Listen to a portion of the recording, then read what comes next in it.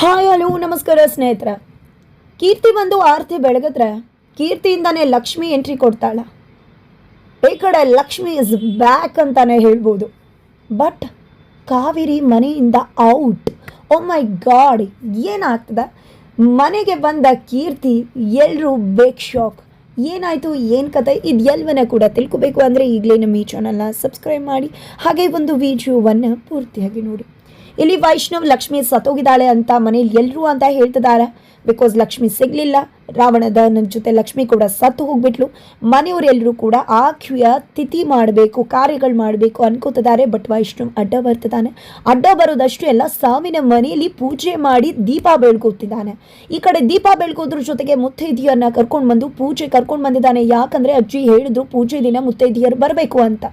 ಆದರೆ ಮುತ್ತೈದೆಯರು ಬಂದರೆ ಮನೇಲಿ ಯಾರು ಕೂಡ ಮುತ್ತೈದೆಯರನ್ನ ಮಾತಾಡ್ಸೋಕೆ ತಯಾರಿಲ್ಲ. ಅಜ್ಜಿ ಬಂದಿದ್ದೆ ನೋಡಿದ್ದೆ, ಕಾವೇರಿ ಹತ್ರ ಓಡೋಗ್ತಾರೆ.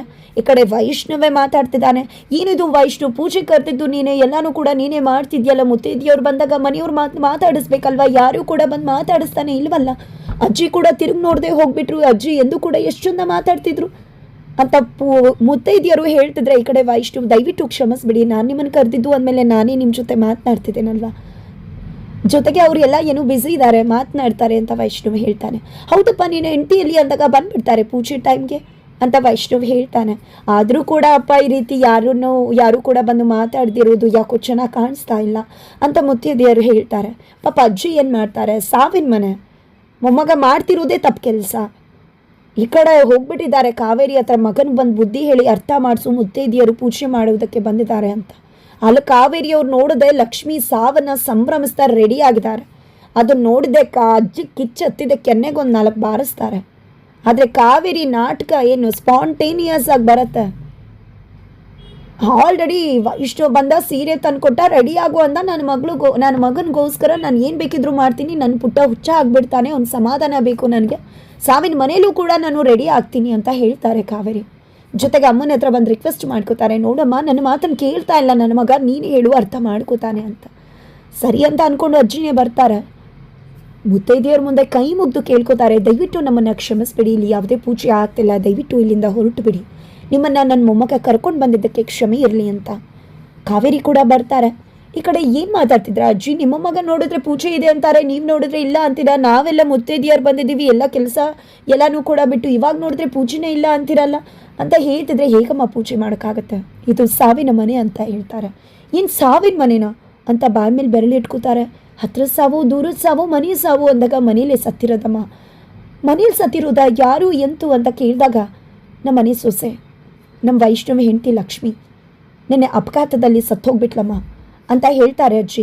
ಅಯ್ಯೋ, ನೀವು ನೋಡಿದ್ರೆ ಸತ್ತೋಗಿದ್ದೀರಾ ಅಂತೀರಾ, ನಿಮ್ಮ ಮೊಮ್ಮಗ ನೋಡಿದ್ರೆ ಪೂಜೆಗೆ ಬರ್ತಾಳೆ ಲಕ್ಷ್ಮಿ ಅಂತಿದ್ದಾರೆ ಅಂದರೆ ಈ ಕಡೆ ವೈಷ್ಣವ್ ಫುಲ್ ಸಿಟ್ಟೆದ್ದು ಬೀಳ್ತಾನೆ. ಲಕ್ಷ್ಮಿಯವ್ರು ಬಂದೇ ಬರ್ತಾರೆ, ಯಾರು ಹೇಳಿದ್ದು ಸತ್ತೋಗಿದ್ದಾರೆ ಅಂತ? ಎಷ್ಟು ಸತಿ ಹೇಳೋದು ಅಜ್ಜಿ, ಲಕ್ಷ್ಮಿಯವ್ರು ಬರ್ತಾರೆ ಅಂತ, ಸುಮ್ಮನೆ ಯಾಕೇನೇನು ಮಾಡ್ತೀರಾ, ಪೂಜೆ ನಡೆಯುತ್ತೆ ಅಂದಾಗ ಈ ಕಡೆ ಕಾವೇರಿಯವ್ರು ಕೂಡ, ಇಲ್ಲ ಪೂಜೆ ನಡೆಯೋದಿಲ್ಲ, ದಯವಿಟ್ಟು ಅರ್ಥ ಮಾಡ್ಕೊಬಿಟ್ಟ, ಲಕ್ಷ್ಮಿ ಸತ್ತು ಹೋಗಿದ್ದಾಳೆ ಅಂತಿದ್ದಾರೆ. ಇಲ್ಲ ಅಮ್ಮ, ಲಕ್ಷ್ಮಿಯವ್ರು ಬದುಕಿದ್ದಾರೆ, ಅವ್ರು ನಂಗೆ ಭಾಷೆ ಕೊಟ್ಟಿದ್ರು ಪೂಜೆಗೆ ಬರ್ತೀನಿ ಅಂತ ಬಂದೇ ಬರ್ತಾರೆ ಅಂದಾಗ, ಅದು ಆಗ ಮಗನೆ, ಈಗಲ್ಲ, ಲಕ್ಷ್ಮಿಗೆ ಬದುಕಿಲ್ಲ, ಹೇಗೆ ಬರ್ತಾಳೆ ಅವಳು ಅಂತ ಹೇಳಿ ಮುತ್ತೈದೆಯರ ಹತ್ರ ಹೋಗಿದೆ, ದಯವಿಟ್ಟು ಕ್ಷಮಿಸ್ಬಿಡಿ, ಇಲ್ಲಿಂದ ಹೊರಟು ಬಿಡಿ ಅಂತ ಹೇಳ್ತಾರೆ. ಈ ಕಡೆ ವೈಷ್ಣವ್ ಅಂತೂ ಹುಚ್ಚುನ್ ಥರ ಆಡ್ತಿದ್ದಾನೆ. ಈ ಕಡೆ ಅಜ್ಜಿ ಅಮ್ಮ ಎಲ್ಲ ಕೂಡ ಅರ್ಥ ಮಾಡಿಸ್ತಿದ್ದಾರೆ. ನಾನು ಮುತ್ತೈದೆಯರನ್ನ ಕರ್ಕೊಂಡು ಬರ್ತೀನಿ, ಲಕ್ಷ್ಮಿಯವ್ರಿಗೆ ಬಿಚ್ಚುಡ ಆಗುತ್ತೆ, ಹೋಗ್ತೀನಿ, ಕರ್ಕೊಂಡು ಬರ್ತೀನಿ ನಾನು ಅಂತ ಹೇಳಿ ಹೊರಡ್ತಿದ್ರೆ, ಈ ಕಡೆ ಕಾವೇರಿಯವರು ಒಂದು ಕಪಾಲಿಗೆ ಬಾರಿಸ್ತಾರೆ ವೈಷ್ಣವ್ಗೆ. ಅರ್ಥ ಮಾಡ್ಕೊಬಿಟ್ಟ, ಲಕ್ಷ್ಮಿ ನಮ್ಮ ಜೊತೆ ಇಲ್ಲ, ಯಾಕೆ ರೀತಿ ಆಡ್ತಿದ್ಯಾ, ದಯವಿಟ್ಟು ಅರ್ಥ ಮಾಡ್ಕೋ, ಲಕ್ಷ್ಮಿ ಸತ್ತು ಹೋಗಿದ್ದಾಳೆ ನೆನ್ನೆನೆ ಅಂತಿದ್ರೆ. ಇಲ್ಲ ಅಮ್ಮ, ಲಕ್ಷ್ಮಿಯವ್ರು ಅವತ್ತು ಮಾತು ಕೊಟ್ಟಿದ್ರಲ್ವ ಬರ್ತೀನಿ ಅಂತ, ಅಂದಮೇಲೆ ಅವ್ರು ಬರ್ತಾರಮ್ಮ ಅಂತಿದ್ರೆ, ದಯವಿಟ್ಟು ಪುಟ ಅರ್ಥ ಮಾಡ್ಕೊ, ಬದುಕಿದ್ರೆ ತಾನೇ ಅವಳು ಬರೋದಕ್ಕೆ ಅಂತ.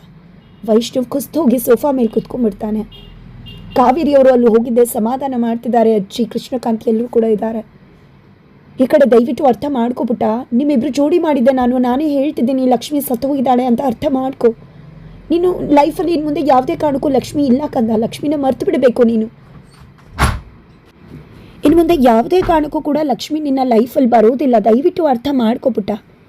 ಯಾಕೆ ರೀತಿ ಹಠ ಮಾಡ್ತಿದ್ಯಾ ಅಂದಾಗ, ಅಮ್ಮ ಲಕ್ಷ್ಮಿಯವರು ಹೇಳಿದ್ರಲ್ವಾ ಅಂದಾಗ, ಹೇಳಿದ್ಲು ಕಂದ, ಅರ್ಥ ಮಾಡ್ಕೋದು ಅಂದು ಅವಳು ಸತ್ತೋಗಿದ್ದಾಳೆ, ಅದನ್ನು ಅರ್ಥ ಮಾಡ್ಕೋಬೇಕು ನೀನು ಅಂತ ಹೇಳ್ತಿದ್ದಾಗೆ ಕೀರ್ತಿ ಕೆಂಪು ಸೀರೆ ಹುಟ್ಟಿದ್ದೆ ಜಬರ್ದಸ್ತ್ ಎಂಟ್ರಿ ಕೊಟ್ಟೆ ಬಿಡ್ತಾಳೆ. ಎಂಟ್ರಿ ಕೊಡ್ತಿದ್ದಾಗೆ ಈ ಕಡೆ ಕೀರ್ತಿ ಅಂತ ಹೇಳಿ ಸುಪ್ರೀತಾ ಹೇಳ್ತಿದ್ದಾಗೆ ಎಲ್ಲ ತಿರುಗು ನೋಡಿದ್ದ ಕೀರ್ತಿನ ನೋಡಿದ್ದ ಸ್ಟನ್ ಆಗಿ ಶಾಕ್ ಆಗ್ತಿದ್ದಾರೆ. ಎಲ್ಲರೂ ಕೂಡ ಹಾಲಿಗೆ ಬಂದರೆ ಈ ಕಡೆ ಕಾವೇರಿ ಅನ್ಕೋತಾರೆ ಕೀರ್ತಿ ಇಲ್ಲಿಗೂ ಬಂದ್ಬಿಟ್ಲಾ, ಓ ಮೈ ಗಾಡ್ ಇದು ನನ್ನ ಭ್ರಮೆ ಅಂತ. ಇದೆಲ್ಲ ಭ್ರಮೆ, ಯಾಕೆ ಕೀರ್ತಿ ಕೀರ್ತಿ ಅಂತಿದ್ದೀರಾ, ಕೀರ್ತಿ ಯಾಕೆ ಇಲ್ಲಿಗೆ ಬರ್ತಾಳೆ, ಅದೆಲ್ಲ ಭ್ರಮೆ ಅಷ್ಟೇ ಅಂದಾಗೆ ಎಲ್ಲಿ ಭ್ರಮೆ, ಅದಕ್ಕೆ ಅಲ್ಲೇ ಬಂದಿಲ್ವಾ ಕೀರ್ತಿ ಅಂತ ಸುಪ್ರೀತಾ ಹೇಳಿದ ತಕ್ಷಣ ಎಲ್ರಿಗೂ ಕಾಣಿಸ್ತಿದ್ದಾಳ ಕೀರ್ತಿ. ಹಾಗಿದ್ರೆ ಕೀರ್ತಿ ಸತ್ತಿಲ್ವಾ ಅಂತ ಶಾಕ್ ಆಗ್ತಾರೆ. ಎಲ್ರಿಗೂ ಕೂಡ ಬಂದಿದ್ದೆ hi I am is back, Keerthi is back ಅಂತ ಹೇಳ್ತಿದ್ದಾರೆ. ಸತ್ತು ಹೋಗಿತ್ತವಳು ಬದುಕು ಬರ್ತಿದ್ಯಾ, ಹಾಗಿದ್ರೆ ನೀನು ಸತ್ತಿಲ್ವಾ ಕೀರ್ತಿ ಅಂತ ಹೇಳ್ತಿದ್ರೆ, ಸತ್ತಿದ್ರೆ ಬದುಕು ಬರ್ತಿದ್ನಾ, ಸತ್ತಿದ್ರೆ ತಾನೇ ವಾಪಸ್ ಬರದೇ ಇರುವುದಕ್ಕೆ. ಹೌದು ಇವತ್ತು ಪೂಜೆ ಇದೆ ಅಲ್ವಾ, ಆರತಿ ಬೆಳಗಬೇಕು ಅನ್ನೋದು ಲಕ್ಷ್ಮಿ ಆಸೆ ಅಲ್ವಾ, ಲಕ್ಷ್ಮಿ ಆಸೆನ ಯಾರು ತಡೆಯೋಕ್ಕಾಗುತ್ತೆ. ಇವತ್ತು ಆರತಿ ಬೆಳಗ್ಗೆ ಬೆಳಗ್ತೀವಿ, ಖಂಡಿತ ಲಕ್ಷ್ಮಿ ಆಸೆ ಈಡೇರುತ್ತೆ ಅಂತ ಹೇಳಿದ್ದೆ, ಯಾರು ತಡೆಯೋಕ್ಕಾಗುತ್ತೆ ಅಂತ ಹೇಳಿ ದೇವ್ರ ಮುಂದೆ ಹೋಗಿದ್ದೆ. ಮಹಾ ಮಂಗಳಾರತಿನ ಮಾಡೇ ಬಿಡ್ತಾಳೆ ಕೀರ್ತಿ, ಯಾರಿಗೇನೂ ಮಾತಾಡೋಕ್ಕಾಗ್ತಿಲ್ಲ. ತದನಂತರ ಬಂದಿದ್ದೆ ಮಂಗಳಾರತಿ ಕೊಡೋಕೆ ಬರ್ತಾಳೆ ಕಾವೇರಿಯವರು. ಲಕ್ಷ್ಮಿನ ನೋಡಿದ್ದೆ, ತಗೊಳ್ಳಿ ಆಂಟಿ ಅಂತಿದ್ದಾಗೆ ಹಾಗೆ ಪ್ರಜ್ಞೆ ತಪ್ಪಿ ಹೋಗಿಬಿಡ್ತಾರೆ.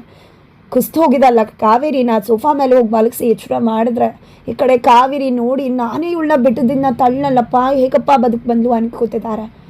ಈ ಕಡೆ ಅಜ್ಜಿ ಏನಮ್ಮ ನೀನು ಶಿವ ಸಂಸ್ಕಾರನ ವೈಷ್ಣವಿ ಮುಂದೆ ನಿಂತು ಅಂತ್ಯ ಸಂಸ್ಕಾರ ಮಾಡ್ತಾ ನಾವೇ ನಿನ್ನನ್ನು ದಫನ್ ಮಾಡಿದ್ವಿ, ಹೇಗೆ ಬದುಕು ಬಂದೆ ನೀನು, ಹೇಗೆ ಸಾಧ್ಯ ಅಂತಿದ್ರೆ ಬದುಕು ಬಂದಿದ್ದೇನಲ್ಲ ಈಗ, ಹೇಗೆ ಬಂದೆ ಏನು ಮಾಡಿದೆ ಎಲ್ಲ ಯಾಕೀಗ ಅಂತ ಕೀರ್ತಿ ಹೇಳ್ತಾಳೆ. ಈ ಕಡೆ ಸುಪ್ರೀತಾ ಅಂಕಿತ್ ಅಂತೂ ಅದಕ್ಕೆ ಇದ್ದಿದ್ರೆ ಲಕ್ಷ್ಮಿ ಇದ್ದಿದ್ರೆ ಎಷ್ಟು ಖುಷಿ ಪಡ್ತಾ ಇದ್ಲು, ನಿಜ ಕುಣಿದು ಕುಪ್ಪಳಿಸ್ಬಿಡ್ತಿದ್ಲು, ಅಷ್ಟು ಖುಷಿ ಆಗ್ತಿತ್ತು ಅವಳಿಗೆ. ನೀನು ಬದುಕಿರೋದು ನಾನು ನೋಡಿ ಕೀರ್ತಿ, ನೀನು ಬದುಕು ಬಂದಿರೋದು ನಂಗೆ ತುಂಬ ಖುಷಿ ಆಗ್ತದೆ ಅಂತ ಹೇಳ್ತಿದ್ದಾರೆ.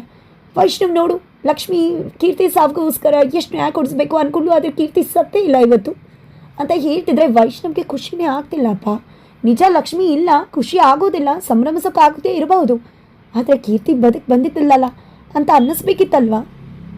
ಲಕ್ಷ್ಮಿ ಕಾಣಿಸ್ತಿಲ್ಲ ಅಂತ ವೈಷ್ಣವ್ಗೆ ಖುಷಿ ಆಗ್ತಿಲ್ವಾ, ಖಂಡಿತ ಇಲ್ಲ. ಲಕ್ಷ್ಮಿ ಇದ್ದಿದ್ರು ವೈಷ್ಣವ್ಗೆ ಶಾಕೇ ಆಗ್ತಿದ್ದು, ಶಾಕ್ ಆಗುತ್ತೆ.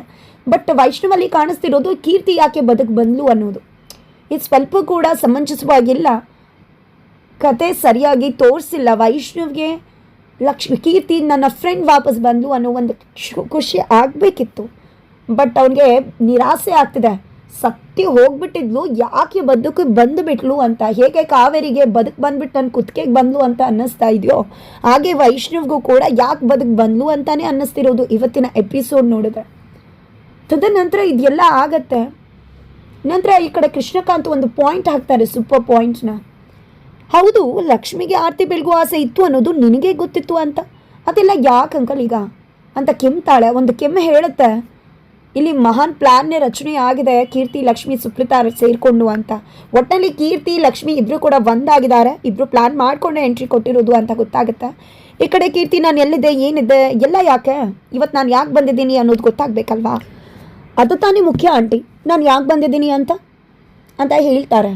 ಹೌದು ಏನು, ಎಲ್ಲಿದ್ದೆ, ಏನಾಯಿತು, ಯಾಕೆ ಬಂದಿದೆ ಅಂತ ಕೇಳೇ ಬಿಡ್ತಾರೆ. ನೀವೆಲ್ಲ ಅಂದ್ಕೊಂಡಿದ್ರೆ ನಾನು ಬೆಟ್ಟದ ಮೇಲಿಂದ ಹೆದರ್ಕೊಂಡು ಓಡೋಗ್ಬಿಟ್ಟೆ ಅಂತ, ಆದರೆ ನಾನು ಹೆದರ್ಕೊಂಡು ಓಡಿದ್ದಲ್ಲ, ನನ್ನನ್ನು ಸಾಯಿಸೋಕೆ ನೋಡಿದ್ದು, ಬೆಟ್ಟದಿಂದ ತಳ್ಳಿದ್ರು ನನ್ನ, ಅದು ಬೇರೆ ಯಾರೂ ಅಲ್ಲ ಕಾವೇರಿ ಕಶ್ಯಪ್, ಕಾವೇರಿ ಆಂಟಿ ಅಂದ ತಕ್ಷಣ ಎಲ್ರಿಗೂ ಶಾಕ್ ಆಗುತ್ತೆ. ಈ ಕಡೆ ಕಾವೇರಿಯವರು ತಪ್ಪೇ ಮಾಡಿಲ್ಲ ಅಂತ ವಾದಿಸ್ತಿದ್ರೆ ಇಬ್ಬರು ಸಾಕ್ಷಿಗಳು ಕರ್ಕೊಂಡು ಬಂದಿದ್ದಾಳೆ ಕೀರ್ತಿ. ಅದೇ ಕಾವೇರಿ ಸುಪಾರಿ ಕೊಟ್ಟಿದ್ರಲ್ಲ ಇಬ್ಬರು ಕಿಲ್ಲರ್ಸ್ ಕಿಡ್ನಾಪ್ ಮಾಡೋದಕ್ಕೆ ಲಕ್ಷ್ಮಿ ಕೀರ್ತಿನ, ಅವ್ರನ್ನ ಕರ್ಕೊಂಡು ಬಂದಿದ್ದ ಸಾಕ್ಷಿ ಸಮೇತ ಹೇಳಿಸ್ತಿದ್ದಾಗೆ ಈ ಕಡೆ ಕಾವೇರಿಯವ್ರ ಕತೆ ಮುಗೀತು. ಫೈನಲಿ ವೈಷ್ಣವ್ ಅಂತೂ ಅಮ್ಮ ತಪ್ಪು ಮಾಡಿದ್ರು ಜೈಲಿಗೆ ಮನೆಯಿಂದ ಹೊರಗಡೆ ದಬ್ಬೋದಂತೂ ಕೃಷ್ಣಕಾಂತ್ ವೈಷ್ಣವ್ ಗ್ಯಾರಂಟಿ, ಕಾವೇರಿಗೆ ಮನೆಯಿಂದ ಗೇಟ್ ಪಾಸ್ ಗ್ಯಾರಂಟಿ.